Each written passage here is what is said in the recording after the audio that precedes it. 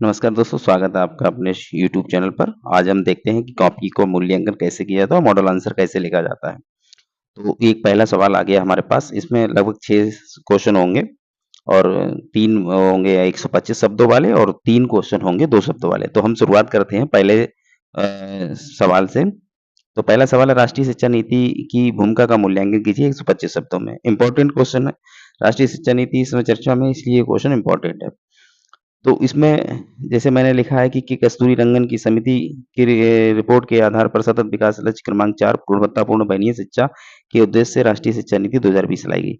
देखिए, इसमें मैंने अपना एक समिति का उल्लेख किया है। एक सतत विकास लक्ष्य को भी इसमें एसडीजी को भी किया है। तो ये वो जो भूमिका है लगभग बहुत ज़्यादा प्रभावी है। फिर इसमें हम देखते हैं कि राष्ट्रीय शिक्षा नीति की जो भूमिका क्या रही है। तो इसमें मैं एक पॉइंट भूल गया था लिखना, जीडीपी का 6% निवेश होना चाहिए, उसकी सिफारिशें दी गई हैं। तो फिलहाल मैंने जो लिखे हैं पॉइंट वही है, इसके द्वारा भाषा की बाध्यता वो समाप्त होगी और कक्षा 8 तक, वैसे कक्षा 5 तक, लेकिन कक्षा 8 तक ये इसमें दिखाया गया है कि मातृभाषा, स्थानीय भाषा, जो त्रिभाषा फार्मूला है, भाषा में शिक्षा प्रदान करने पर बल दिया गया है। पाठ्यक्रम के प्रावधानों जो चयन के प्रावधान उनमें विस्तार किया गया है कि पाठ्यक्रम चुन सकते हैं, पहले ऐसा नहीं था। सकल नामांकन अनुपात जो है वो बढ़ाना है और जो ड्रॉप आउट है बच्चे, उनकी संख्या को कम करना है। फिर इसके बाद उच्च शिक्षा पुनर्संरचना की गई है। जैसे 3 तरह के विश्वविद्यालय हैं, शोध वाले हैं, शिक्षण वाले हैं और डिग्री प्रदान करने वाले हैं। परंपरागत 10+2 ढांचे में सुधार किया गया है और इसकी जगह पे जो 5+3+3+4 पद्धति अपनाकर प्रारंभिक बाल्यकाल देखभाल एवं शिक्षा, ये 3 से 6 साल वाला है, और उसको भी इसमें शामिल किया गया है। यहाँ पे एक पॉइंट मैं भूला, समग्र विकास वाला, ये भावनात्मक, संज्ञानात्मक, शारीरिक, मानसिक, जो बच्चों की समग्र विकास की बात करता है, ये शिक्षा नीति में दिया हुआ है। बुनियादी साक्षरता और संख्या ज्ञान पर बल है, ये राष्ट्रीय शिक्षा नीति 2020 में मुख्य पॉइंट है। फिर इसकी कुछ चुनौतियां हैं। चुनौतियां क्या हैं कि त्रिभाषा फार्मूला का विरोध किया जा रहा है। जैसे तमिलनाडु सरकार, जो स्टालिन है मुख्यमंत्री, वो हिंदी भाषा का विरोध कर रहे हैं। तो जैसे ही एक आप नव को पॉइंट लिखते हैं, ऑथेंटिक हो जाता है। शिक्षा संपत्ति सूची का विषय है, अतः इसे संपूर्ण भारत में ज्यों का त्यों लागू करना बहुत मुश्किल है, राज्य विरोध करेंगे। फिर है बुनियादी अवसंरचना को सुधारने हेतु अत्यधिक निवेश की आवश्यकता है। भाई, जो बुनियादी संरचना है हमारी कमजोर है, उसे सुधारने के लिए बहुत ज्यादा निवेश की आवश्यकता होगी। बुनियादी स्तर पर प्रशिक्षित और कुशल शिक्षकों का अभाव है। मतलब शिक्षक पहली बात तो पर्याप्त नहीं है, और जो शिक्षक हैं उनमें स्किल जो होना चाहिए, जो बच्चों की जो नई शिक्षा नीति के अनुसार होना चाहिए, पहले उन्हें प्रशिक्षण करें, तब जाके वो ठीक है। तो इसमें निष्कर्ष लिखा मैंने, शिक्षा का अधिकार अधिनियम 2009 अनुच्छेद 21 का और अनुच्छेद 45 सभी को समान रूप से शिक्षा का अधिकार देता है। फिर हम अगला सवाल देखते हैं। भारत की स्वास्थ्य आवश्यकताओं की पूर्ति हेतु राष्ट्रीय स्वास्थ्य नीति 2017 कहाँ तक सक्षम है? क्या इस नीति में कुछ सुधारों की आवश्यकता है? तो इसको करने के लिए हम सबसे पहले स्वास्थ्य सेवाओं की पूर्ति के लिए जो राष्ट्रीय स्वास्थ्य नीति है, उसको डिटेल में थोड़ा सा बताएंगे। उसके बाद यानी कि स्वास्थ्य संबंधी कुछ डिटेल में बताएंगे थोड़ा सा, और उसके बाद इसकी क्षमताएं देखेंगे कहाँ तक सक्षम है, यानी कि इसकी भूमिका, इसका प्रभाव देखेंगे कहाँ तक रहा है, और फिर इसमें सुधार देखेंगे। तो मैंने इसमें लिखा है, लोगों को उत्तम स्वास्थ्य और चिकित्सा सेवाओं के विस्तार हेतु राष्ट्रीय स्वास्थ्य नीति 2017 को लाया गया है। ये सतत विकास लक्ष्य क्रमांक 3 की प्राप्ति हेतु प्रतिबद्धता है। ये मैंने भूमिका लिख दी है। उसके बाद मेन बॉडी में आ गए, राष्ट्रीय स्वास्थ्य नीति की भूमिका लिख दी है। स्वास्थ्य व्यय को बढ़ाकर जीडीपी का 2.5 करने का लक्ष्य रखा। शिक्षा में देखो 5 से 6% करने का है, कौशल विकास में भी 5 से 6% के लिए कहा गया है, और स्वास्थ्य में अभी इसमें 1.04% खर्च होता है लगभग, उसे 2.5% करने का लक्ष्य रखा गया है इस स्वास्थ्य नीति में। जन्म के समय जीवन प्रत्याशा 67.7 से बढ़ाकर 70% कर दिया गया। हालांकि इससे वृद्धों की जनसंख्या बढ़ेगी, ये सवाल पूछा जा सकता है उत्तर प्रदेश स्पेशल में, कि वृद्धों की संख्या बढ़ रही, जनसंख्या बढ़ रही है, क्या क्या समस्या आ सकती है। एक पॉइंट मैं यहाँ पे भूल गया था, ये टीकाकरण, पोषण और स्वच्छता पे भी जोर देता है। वर्ष 2025 तक राष्ट्रीय स्तर पर कुल प्रजनन दर 2.1 पर लाना है। 6 रोगों को समाप्त करके 25 तक समाप्त करने का लक्ष्य रखा गया है। गरीबों बुजुर्गों को मुफ्त स्वास्थ्य सेवाएं प्रदान करना, जैसे आयुष्मान भारत योजना, और औषधियों और उपकरणों का सुलभता से विनिर्माण करना है, जैसे मेक इन इंडिया। अपने यहाँ भी बड़ी आसानी से सुलभता के साथ इनका विनिर्माण करना है। स्वास्थ्य शिक्षा, चिकित्सा शिक्षा में सुधार करना है। शिशु मातृ मृत्यु दर को कम करना है। सुरक्षित एवं चिकित्सा सहायता के लिए के साथ प्रसव, मतलब सुरक्षित एवं चिकित्सा सहायता के साथ प्रसव, जो प्रसवों को आसान प्रसव करना है, मतलब सुरक्षित प्रसव इसे बोलते हैं। बुनियादी ढांचे में सुधार, ये मुझसे पॉइंट छूटा था। जरूरी नहीं कि पॉइंट कुछ छूट जाते हैं, लेकिन जो जो लिखे वो प्रभावी होना चाहिए। सुधारों की क्या क्या आवश्यकता है? 70% स्वास्थ्य सेवाएं निजी क्षेत्रों में है, निजी क्षेत्रों के नियंत्रण में है, अतः उन सार्वजनिक और निजी क्षेत्रों के बीच बेहतर संबंध स्थापित करने, यानी बेहतर संवाद किया जाए। फिर है स्वास्थ्य सेवाओं के उच्च उपयोगकर्ता शुल्क, मतलब मैक्सिमम कितना रुपया किस सेवा के लिए है, ये उस पर उल्लेख होना चाहिए। जैसे हम लोग कोई चीज खरीदते हैं तो उस पर लिखा होता है, रेट लिखा होता है, वैसे ही उससे ज्यादा किसी से लिया नहीं जाना चाहिए थे। पोषण, स्वच्छता और स्वास्थ्य संबंधी जन जागरूकता को बढ़ावा दिया जाए। बुनियादी एवं प्राथमिक शिक्षा, चिकित्सा संरचना में सुधार किया जाए। अनुभवी एवं प्रशिक्षित शिक्षकों एवं आवश्यक उपकरणों की कमी दूर की जाए।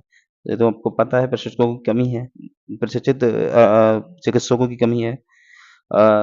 विश्व स्वास्थ्य संगठन के द्वारा 1000 लोगों पे एक चिकित्सक होना चाहिए। हालांकि अब स्थिति सही हुई, 836 शायद हो गया है। 836 जनसंख्या पर एक डॉक्टर अपने यहाँ उपलब्ध है, लेकिन इस नीति का यही उद्देश्य था। और छठा पॉइंट मैंने लिखा है कि स्वास्थ्य को अधिकार के रूप में राष्ट्रीय स्वास्थ्य अधिकार अधिनियम 2015 को प्रवर्तित कर लागू किया जाए, यानी स्वास्थ्य को एक अधिकार के रूप में प्रभाषित करने की जरूरत है। निष्कर्ष मैंने नहीं लिखा था इसमें, तो इसमें कमेंट भी आया निष्कर्ष का। फिर अगला है, वर्तमान में गैर सरकारी संगठन यानी एनजीओ की सामाजिक आर्थिक विकास में चुनौती बन गए हैं। आलोचनात्मक परीक्षण करना है, यानी एनजीओ इसमें कैसे सहायक है ये भी बताना है, चुनौती बने ये भी बताना है, यही आलोचनात्मक परीक्षण है। पहले तो हम चाहे चुनौती बता दें, उसके बाद सहायक बता दें कि किस तरह सहायता करते हैं। तो सबसे पहले विश्व बैंक के अनुसार इसकी एक छोटी सी परिभाषा दी गई है। वैसे तो इसकी सटीक कोई परिभाषा नहीं है। गैर सरकारी संगठन वे समूह संस्थाएं हैं जो व्यावसायिक उद्देश्यों के बजाय मानवीय उद्देश्यों जैसे गरीबों के हितों का संवर्धन, पर्यावरण, सामाजिक विकास आदि कार्य करते हैं। तो ये हमने भूमिका दे दी। उसके बाद बताएंगे कि ये आर्थिक विकास में बाधा कैसे डालते हैं, बाधक कैसे हैं। तो आईबी एक संस्था है, इंटेलिजेंस ब्यूरो के अनुसार कुछ सरकार गैर सरकारी संगठन राष्ट्रीय हितों के प्रतिकूल कार्य करते हैं। ये राष्ट्रीय सुरक्षा, वैज्ञानिक, आर्थिक हितों पर नकारात्मक प्रभाव डालते हैं। विदेशी सहायता प्राप्त कुछ गैर सरकारी संगठन अलगाववाद है, माओवाद है, धर्मांतरण है, गैर कानूनी गतिविधियों में संलग्न है। ये भी सामाजिक आर्थिक विकास में बाधा डालते हैं इस तरह से। फिर लिखा मैंने, ये राष्ट्रीय विकास में बाधा पहुंचाते हैं, राष्ट्रीय विकास को बाधित करते हैं। जीडीपी पर लगभग 2 से 3% ऋणात्मक प्रभाव डालते हैं। ये आर्थिक विकास हो गया, आर्थिक बाधा हो गई। लेकिन मैंने बताया कुछ गैर सरकारी संगठन है जो भारत के आर्थिक सामाजिक विकास में सहायता भी करते हैं। ये समाज की आवाज बनते हैं, उनका प्रतिनिधित्व करते हैं। ये राष्ट्रीय नीति निर्माण में समाज की छवि प्रस्तुत करते हैं, समाज क्या चाहता है, सामाजिक न्याय को बढ़ावा देते हैं, पर्यावरण की रक्षा करते हैं, नागरिकों के अधिकारों की रक्षा करते हैं, गरीबी उन्मूलन में सहायक हैं, शासन में पारदर्शिता एवं जवाबदेहिता लाते हैं। और इसमें देखिए कुछ चीजें छूटी हैं। सामुदायिक विकास की भावना को बढ़ावा देते हैं, भोजन है, शिक्षा है, सूचना का अधिकार है, इन सबको मजबूत करते हैं। फिर मैंने एक निष्कर्ष लिखा है कि गैर सरकारी संगठन जो है सामाजिक उन्नति में सहायक है, लेकिन इनकी बढ़ती संख्याओं को नियंत्रित करने, वित्त की निगरानी करने और उन पर उचित नियमों को लागू कर समाज में इनकी भूमिका को बढ़ाया जा सकता है। आप चाहें तो इसे छोटा भी कर सकते हैं। फिर अगला सवाल है कि स्वयं सहायता समूह, जो सेल्फ हेल्प ग्रुप आ गए हैं, उसके बारे में देखो। एक एनजीओ, एक स्वयं सहायता समूह, इन पे सवाल आना ही आना है। तो ये सामाजिक ग्रामीण आर्थिक विकास में महत्वपूर्ण भूमिका निभा रहे हैं। आलोचनात्मक परीक्षण करिए, वैसे ही है, लेकिन यहाँ से सवाल शुरू हुआ है आपका 200 शब्दों का। दिक्कत 200 शब्दों में नहीं है, दिक्कत 125 शब्दों में आती है। 125 शब्दों में कैसे अपनी बात को सही ढंग से कहा दिया जाए, और जगह भी कम मिलती है। तो इसमें मैंने भूमिका में लिखा है कि स्वयं सहायता समूह समान सामाजिक आर्थिक पृष्ठभूमि वाले 10 से 20 लोगों का ऐच्छिक समूह होता है। ये आपसी सहमति से निधि में योगदान देकर उसका उपयोग सूक्ष्म ऋण प्रदान करने में करते हैं। फिर मैंने बताया कि स्वयं सहायता समूह कैसे भूमिका है, तो इसमें मैंने कुछ पॉइंट वाइज़ लिखा है। ये स्वरोजगार को बढ़ावा देते हैं। भाई स्वयं सहायता समूह वो है अपना कुछ डलिया-वलिया और जो कुछ चीज़ें बनाते हैं और कुछ ना कुछ स्थानीय चीज़ें बनाते रहते हैं, तो वो स्वरोजगार को बढ़ावा है, उद्यमशीलता को बढ़ावा है। ये स्थानीय माँगों के आधार पर वस्तुओं, सेवाओं को निर्मित कर, उत्पादन कर उनका स्थानीय अर्थव्यवस्था को मजबूत करते हैं। स्वयं सहायता समूह में महिलाओं द्वारा निर्मित कचड़ी, पापड़, अचार, दलिया, बड़ी, मुरब्बा वगैरह जो चीज़ें हैं, ये लोग महिलाओं और बच्चों के पोषण विकास में वृद्धि करते हैं।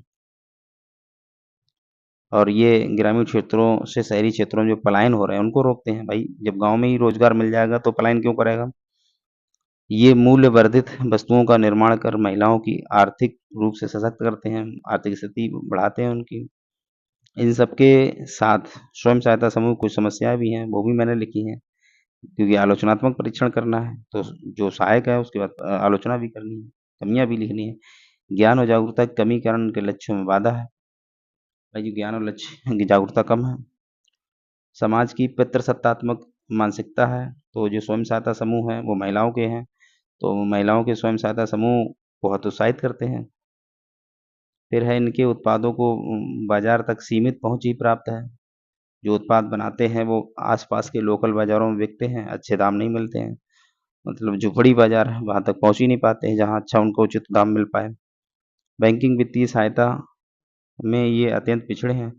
बैंकों में पहुँच है लेकिन वित्तीय सहायता उतनी नहीं मिल पाती है जितनी मिलना चाहिए। और एक पॉइंट मुझसे छूटा था इसमें, केवल सूक्ष्म वित्त सहायता, मतलब छोटे-छोटे ऋण ही प्रदान कर सकते हैं। बड़े-बड़े ऋणों के लिए हमें बैंकों की तरफ ही देखना पड़ेगा। तो इसमें सदस्यों को बेहतर प्रशिक्षण प्राप्त नहीं है।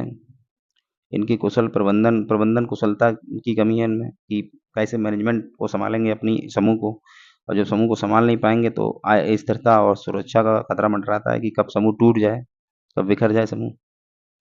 स्वयं सहायता समूह, मैंने यहाँ पे निष्कर्ष लिखा है, स्वयं सहायता समूह की संरचना में बदलाव की आवश्यकता है। इनकी सामाजिक आर्थिक स्थिति में सुधार कर इनकी शक्तियों को बढ़ाकर इन्हें समाज के उत्थान में हथियार के रूप में प्रयोग, यानी कि उपकरण के रूप में आप यहाँ पे लिख सकते हैं, उपकरण के रूप में प्रयोग कर सकते हैं। अगला सवाल है, भारत में आर्थिक विकास में सूक्ष्म वित्त संस्थान जो है उनके महत्व की चर्चा करना है। सूक्ष्म वित्त संस्थाओं को वर्तमान में किन-किन चुनौतियों का सामना करना पड़ा? सूक्ष्म वित्त संस्थान हैं क्या? उनके क्या महत्व हैं?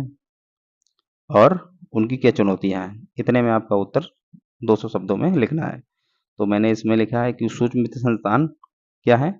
ये कम आय वाले लोगों को वित्तीय सहायता प्रदान करने वाली संस्थाएँ हैं, जिनकी बैंक सेवाओं तक पहुँच उपलब्ध नहीं है।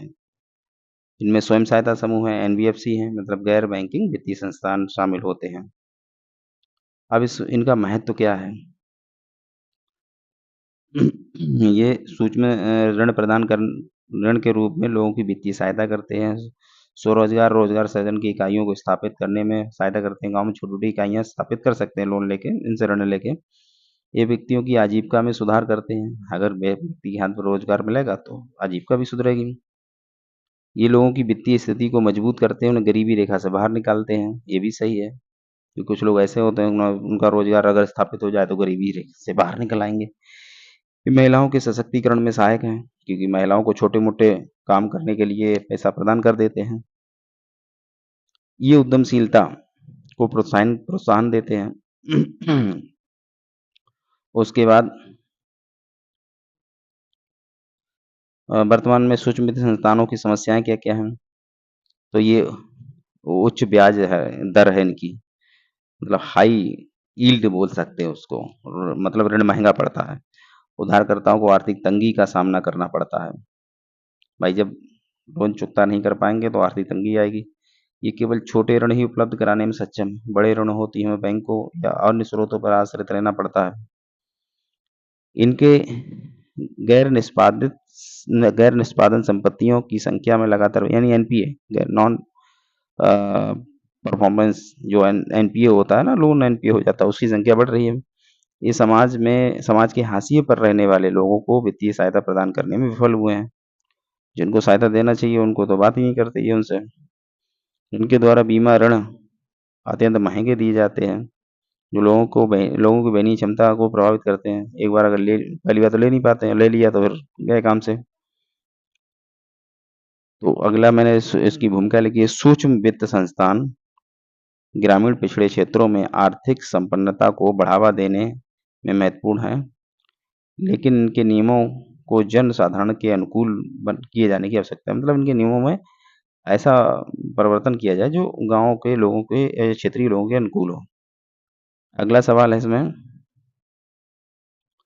जो विभिन्न सरकारी प्रयासों के बावजूद भारत में महिलाओं की सामाजिक आर्थिक स्थिति पिछड़ी हुई है, तो इसके लिए चर्चा करनी है। तो इसमें मैंने लिखा है कि भारत में प्राचीन काल से ही महिलाओं की स्थिति में कई बार उतार-चढ़ाव देखने को मिलता है। वर्तमान में इस संबंध में सरकार के कई प्रयास किए गए हैं।